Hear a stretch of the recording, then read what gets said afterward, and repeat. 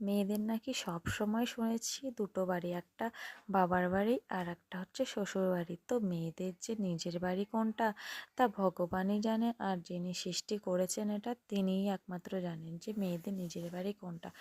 তো প্রথমেই বলছি, আমি কথা বিশেষ একটা গুছিয়ে বলতে পারি না বন্ধুরা, তো আমার যদি কথার মধ্যে কিছু ভুল থাকে আমাকে ক্ষমা করে দিও, আর কিছু মনে করো না। তো হ্যালো বন্ধুরা, আমি রাখি তোমাদের সামনে নিয়ে এসেছি একটি নতুন ডেলি ভ্লগ ভিডিও। এটা আমার প্রথম ব্লগ ভিডিও। এর আগে আমি অনেক ভিডিও করেছি, কিন্তু এইভাবে ব্লগ ভিডিওই প্রথম করছি। আশা করছি তোমরা আমার পুরো ভিডিওটা দেখবে আর ভালোবাসা দেবে, আর ভিডিও অনুযায়ী লাইক কমেন্ট করবে। তো তোমাদের ভালোবাসার আশায় আমি রইলাম। তো আমাদের তো গ্রামের বাড়ি, প্রচুর কাজ থাকে, তার উপরে মাটির বাড়ি, বাড়িতে অনেক গরু মোষ ছাগল ভেড়া আছে, তার মধ্যেও আমি ভিডিও করি।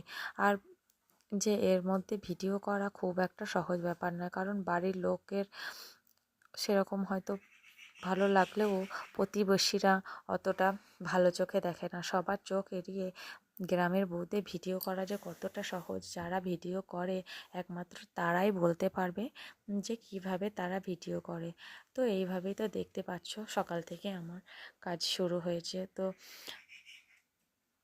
এইভাবে সকাল থেকে একটা দুটো করে শুরু করে দিই সমস্ত কাজ করা, আর কাজ করতে আমাদের খুব ভালোও লাগে। এইভাবে আমাদের সময়টাও কেটে যায় আর সারাদিন কাজে কাজেই চলে যায়।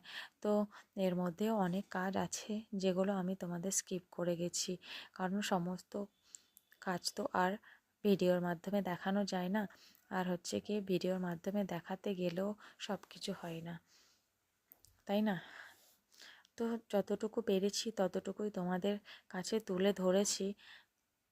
তাছাড়াও আমাদের প্রচুর কাজ থাকে যেগুলো বাড়ির অন্য লোকেরাও করে, যেমন মা বাবা সবাই করে, আর আমি যেগুলো করেছি সেগুলোই তোমাদের দেখাচ্ছি।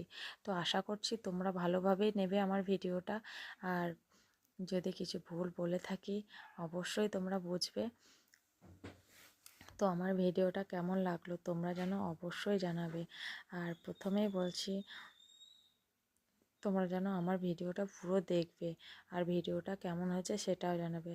আর সবশেষে যেটা হচ্ছে, দেখো আমি বাড়িতে কিছু শাক লাগিয়েছিলাম, সেগুলোই আজকে তুলে নিলাম এবং এটাই আমি আজকে রান্না করব। তো এখানে আমার ভিডিওটা শেষ করছি। তো কেমন হয়েছে তোমরা জানাবে, আর ভিডিওটা দেখার জন্য অনেক অনেক ধন্যবাদ।